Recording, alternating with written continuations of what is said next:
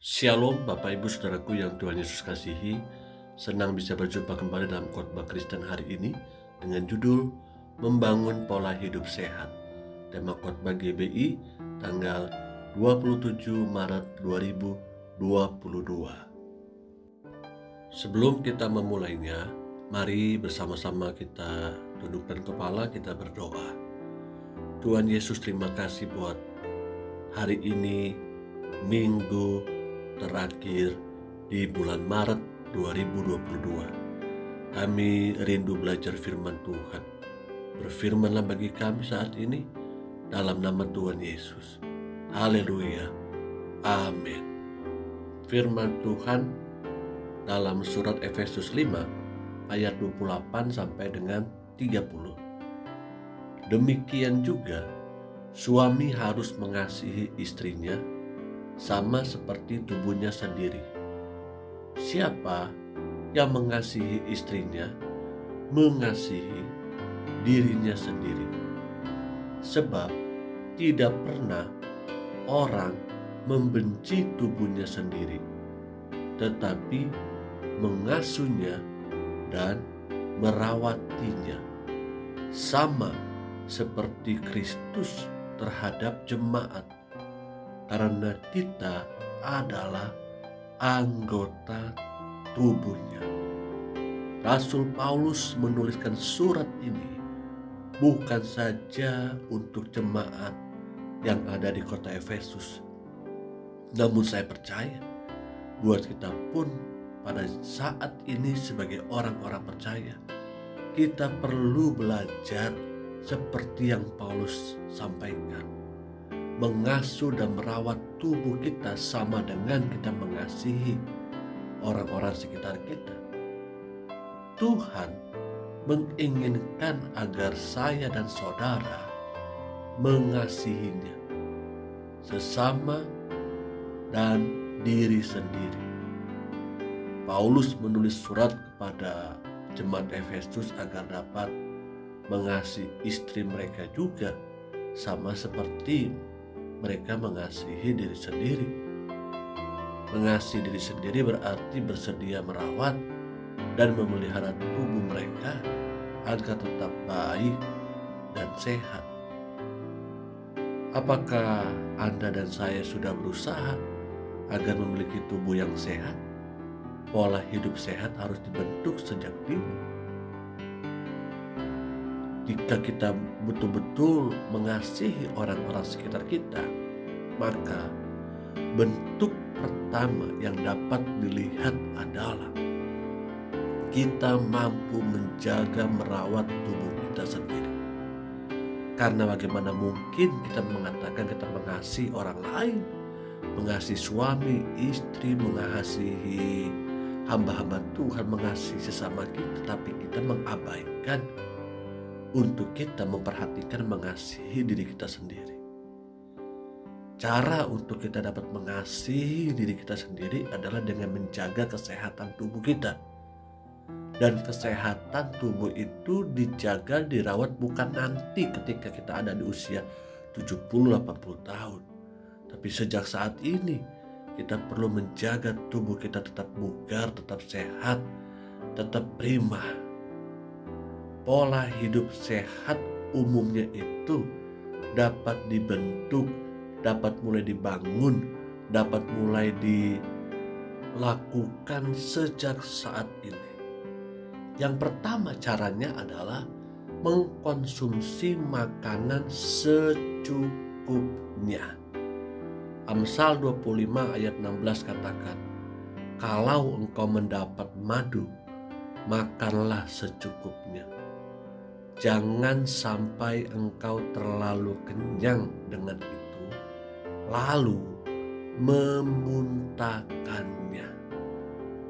Mengkonsumsi makanan secukupnya artinya, dengan kata lain, kita mengontrol diri kita. Kita menguasai hawa nafsu kita. Kita betul-betul memperhatikan apa yang masuk ke dalam tubuh kita, baik makanan maupun minuman. Karena makanan dan minuman yang masuk dalam tubuh kita itu harus betul-betul diperhatikan kesehatannya. Firman Tuhan ini bermaksud baik, agar saya dan saudara kita ini tidak serakah terhadap makanan. Makanlah secukupnya, agar pada akhirnya tidak terbuang percuma. Orang yang makan secukupnya, pencernaannya itu akan berjalan baik, sehingga secara keseluruhan tubuhnya itu menjadi sehat. Namun sebaliknya, jika ini makan serba berlebih hingga kita merasa kenyang, makan begah begitu ya, maka akan menyebabkan sakit. Saya percaya untuk kita dapat melakukan pola hidup sehat yang pertama ini, itu perlu kedisiplinan tingkat tinggi. Di kota-kota besar, yaitu sering sekali restoran-restoran itu menyajikan makanan all you can eat, makan sepuasnya. Karena mungkin harga yang murah, potongan diskon, maka banyak orang berbondong-bondong untuk masuk dan menikmati hidangan all you can eat. Dan ada sebuah peraturan di situ. Jika kita mengambil makanan lalu tidak memakannya, maka akan dikenakan biaya. Nah, di sini kita ini sebenarnya sedang digoda juga.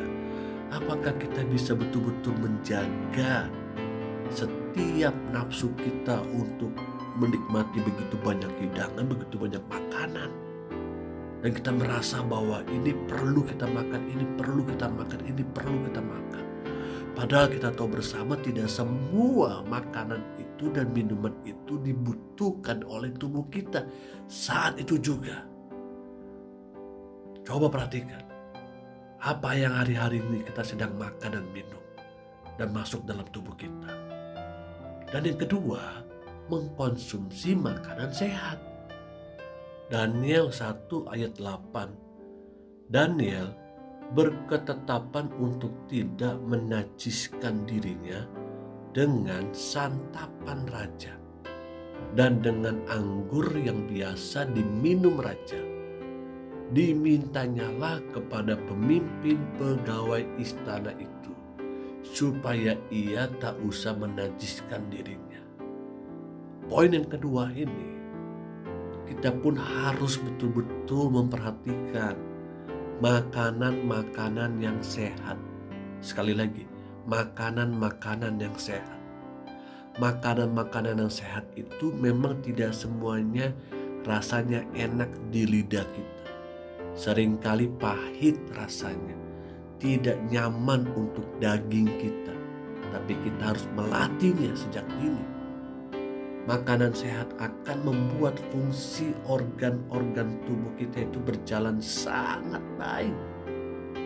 Hindari makanan-makanan yang membuat kolesterol bertambah, kadar gula bertambah, bahkan tekanan darah kita naik. Itu salah satu langkah yang terbaik yang kita bisa mulai. Perhatikan agar kenikmatan sementara itu di lidah kita ini tidak membuat kita menderita selama hidup. Tubuh kita harus terawat dan terpelihara dengan baik. Saya pernah mendengar sebuah cerita, ada seorang anak itu dari kecil dibiasakan minum oleh orang tuanya minuman-minuman bersoda yang biasa dijual di minimarket. Tiada hari tanpa minuman soda. Sampai akhirnya anak itu harus menderita penyakit. Kadar gulanya naik. Obesitas. Menderita hidupnya. Bahkan bukan hanya dia, tapi orang tuanya pun menderita. Kenapa harus menanggung biaya? So artinya kita perlu mengingatkan orang-orang sekitar kita juga agar mereka pun dapat memperhatikan makanan-makanan, minuman yang mereka konsumsi hari-hari ini, agar mereka pun tubuhnya sehat, panjang umur. Sebagai jemaat Tuhan pun Bapak Ibu Saudara bisa mengingatkan hamba-hamba Tuhan, gembala saudara, demikian juga gembala, hamba-hamba Tuhan mengingatkan sidang jemaat supaya hidupnya sehat. Karena kalau kita sama-sama sehat, maka kita akan maksimal di dalam melayani pekerjaan Tuhan dan memperluas kerajaan Tuhan di tengah-tengah dunia ini. Stop untuk memberikan kenyamanan untuk mulut kita, untuk lidah kita, untuk tubuh kita, menikmati hal-hal yang enak sesaat di lidah kita. Makanan-makanan seperti junk food, makanan-makanan yang ditawarkan oleh banyak di supermarket, minimarket, yaitu makanan-makanan siap saji yang ada di dalam kaleng dan lain sebagainya. Memang cepat untuk disajikan, tapi tidak selamanya pun kita harus mengkonsumsi makanan seperti itu. Mungkin sementara atau sesaat kita menggunakannya, tapi tidak setiap hari. 4 sehat 5 sempurna. Ini idealnya makanan-makanan yang perlu kita konsumsi. Halo, maukah kita belajar?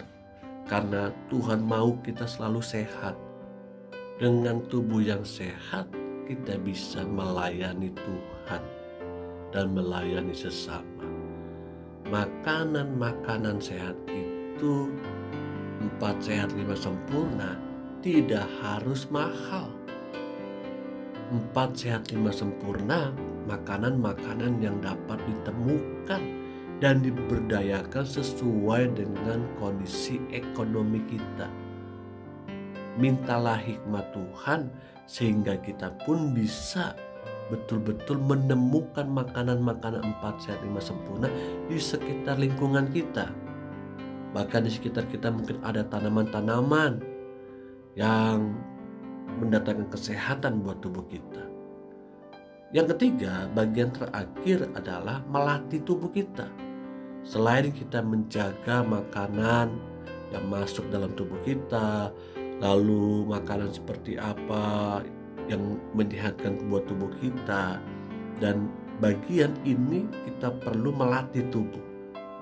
1 Korintus 9 ayat 27 katakan, tetapi aku melatih tubuhku dan menguasai seluruhnya, supaya sesudah memberitakan Injil kepada orang lain, jangan aku sendiri ditolak.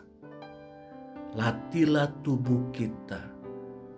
Latihlah bukan hanya roh kita dengan latihan beribadah kepada Dia, tapi penting juga untuk kita memberi waktu beberapa jam, beberapa menit, tubuh kita dilatih. Mazmur 4 ayat 9 katakan, dengan tenteram aku mau membaringkan diri, lalu segera tidur. Sebab hanya Engkaulah ya Tuhan yang membiarkan aku diam dengan aman. Paulus menyampaikan bahwa dia melatih tubuhnya sedemikian rupa. Itu berarti tubuh pun harus dilatih agar sehat. Olahraga teratur, istirahat yang cukup seperti pemazmur katakan dalam Mazmur 4 ayat 9, dan mengontrol makanan merupakan hal yang utama dalam melatih tubuh. Menurut sebuah survei, olahraga yang paling mudah untuk dapat dilakukan setiap hari adalah jalan. Jalan santai, ya kita berkeliling di sekitar komplek minimal 30 menit. Itu dapat memperlancar peredaran darah kita. Bahkan juga kita perlu mengangkat benda-benda sekitar kita yang beratnya tidak terlalu besar, tapi itu dapat melatih otot kita supaya tidak mengecil karena jarang digunakan. Nah, inilah yang sebenarnya tugas saya dan saudara sebagai orang-orang percaya. Bukan hanya kita disibukkan, fokus kita hanya kepada latihan-latihan yang sifatnya rohani, tapi kita juga perlu memiliki latihan-latihan yang sifatnya jasmani. Pergumulan masalah hidup adalah latihan untuk roh kita tetap kuat. Tapi melatih tubuh kita, melatih fisik kita itu harus dikerjakan oleh kita sendiri. Itu bagian kita. Jangan sampai abai untuk melatihnya sejak dini. Amin. Mari kita berdoa. Tuhan Yesus, terima kasih buat firman Tuhan hari ini. Kami percaya bahwa tubuh kami adalah bait Allah. Karena itu kami harus menjaga dan merawatnya untuk mendatangkan kesehatan. Ampuni kami kalau seringkali kami abai untuk menjaga kesehatan kami. Tuhan tolong kami. Angkatlah kedua tangan kita dan terimalah berkat Tuhan. Turunlah kasih karunia Allah Bapa, cintanya lewat Yesus Kristus, Anak yang tunggal, pertolongan penghibur Roh Kudus menyertai hidupku dan hidupmu hari ini sampai selama-lamanya. Yesus datang kali yang kedua. Yang sakit hamba berdoa, oleh bilur-bilur Tuhan Yesus, jadilah sembuh. Percayalah kesembuhan sudah turun atasmu. Haleluya. Amin. Tuhan Yesus memberkati.